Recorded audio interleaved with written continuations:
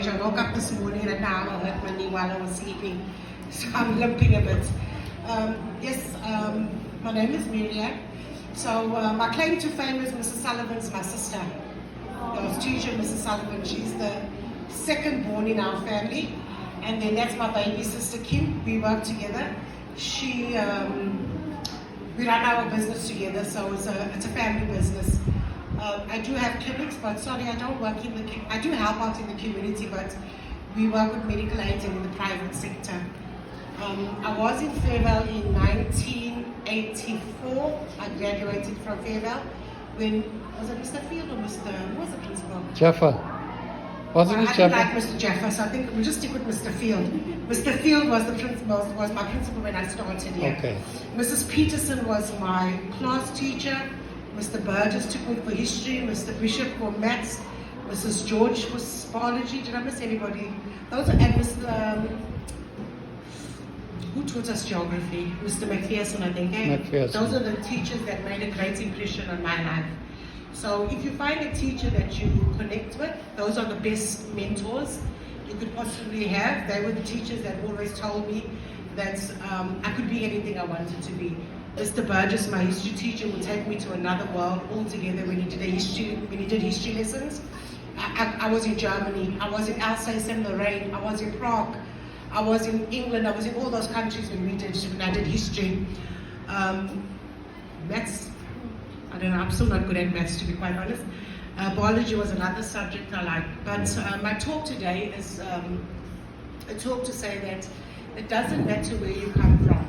It only matters where you end. And that is when, if you're really hungry to do something, and I don't mean hungry to be a plumpy like me, I mean hungry with ambition, because we do know that if you look back at the history of Fairvale School, there's a lot of amazing people that came out of Fairvale. We've got doctors, we've got lawyers, we've got a lot of people that own the company. I know in my class of 1984, there's about 5 of us that run our own business, and very, very successful people, and still very, very humble. If you speak to them, they'll tell you they come from Wentworth. Denise Smith, Drea from Alabama Road, runs her own company, traveling all over the world. Her daughter's just now become head of primary school teaching at a private school in New Zealand. Her son owns his own trucking company. So there's a lot of success stories coming from Fairvale. So don't let people tell you, oh, you come from Fairvale, or you know where your school is, you come from where your school is. It just depends on what you want out of life. My sister Kim will tell you that you must pray, and before you make any decisions, I pray too, but I just don't talk about it. But you know, before you make major decisions, fast and pray. But just remember that you can be anything you want to be. Nobody can tell you what you can and what you can't be. For women, I'm going to talk a little bit for the ladies. The ladies, what I've learned in life is learn to love yourselves. Don't let anybody tell you who you are. Look in the mirror every day and tell yourself, I'm beautiful, I'm successful, I'm amazing, and I'm great. Because sometimes in life you're going to meet people who are going to want to make you feel like you're no one and nothing. They'll tell you that, I'll say things that happen to me. So they'll tell you that, oh, you're so dark. How come your sisters are so light-skinned and you're dark? Or, oh, you know, you've got a very pretty face, but from the neck down, you need to lose weight. Or you talk too much, or you know how people can be. If they're having a bad day, they try to spoil your day. And sometimes our partners or our husbands do the same thing. And I don't think they mean it, but sometimes if you're having a really bad day and somebody says, you're stupid, for example. People like saying that, isn't it? You're a fool, you're stupid. Don't take it to heart. Look at them, smile, walk away and say, I know who I am. There's a nice song. What's that song that I like, Kim, that makes me cry? I know who I am. What's the song? I know who I am. You know the song? Yes, it's a gospel song. I love this song. Whenever that song plays, I bawl, I cry, because I do. I know who I am, right? I'm the child of the Father, Most High.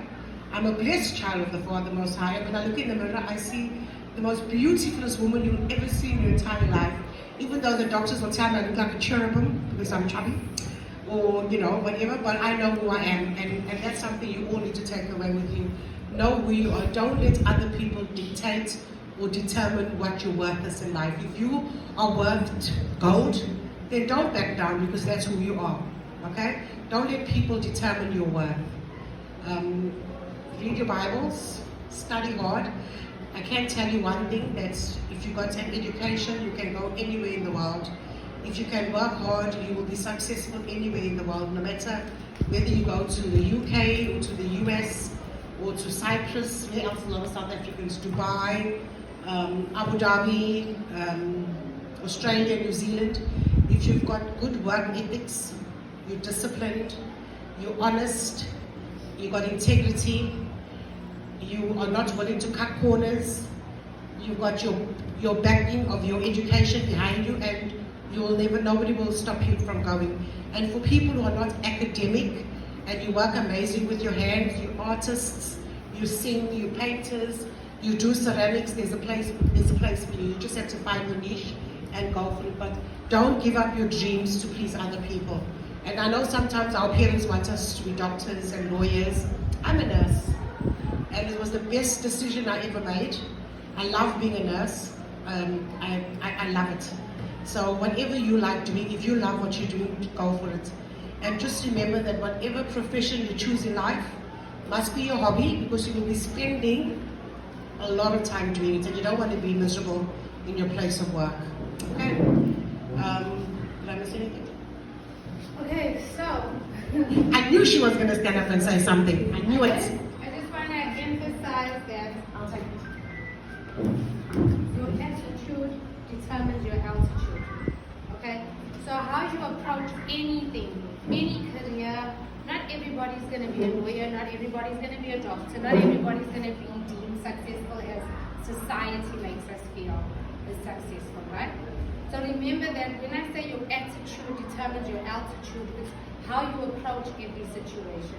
So if you come knowing that you want to learn, you're going to have a teachable spirit. So you come and you say, okay, I want to learn. Always remain humble. You always start at the bottom. Even if it means, I'm also a nurse. I used to tell people I clean bedpans for a living, right? Because that's what I used to do. But it becomes rewarding after a while, because you know what, those people really need their help, right? When you're a nurse, they really need it. But you stay with it, you do what you're doing, and you see you reap the benefits. You start climbing higher and higher. And today, as she said, we run 2 amazing clinics. We actually determine, patients come to us rather than go to their doctors. You know, they trust our judgment. Sometimes we don't know everything. And I'll tell the patients, I will not answer for you right now, but I will go back, I will learn, I'll research, and I'll see what I can do. And people still come back to us. And we also learn from the patients. So don't even be shy to ask questions. There is no stupid questions. As long as you're learning and you want to learn, ask the same question 1,000 times until you understand it. Because then you'll be able to teach somebody else. Always remember that the more humility you have, the higher you shall climb. Not everything's about money. If you follow your dreams and you determine where you want to go, money follows you. If you put money as your focus, you will never get it, because then you're working for the wrong reasons. But if you do what you need to do because you love it and you want to help people, because that's the best business you can be in, is building people. Alright? Money follows you. You'll never be short. Okay? Any questions?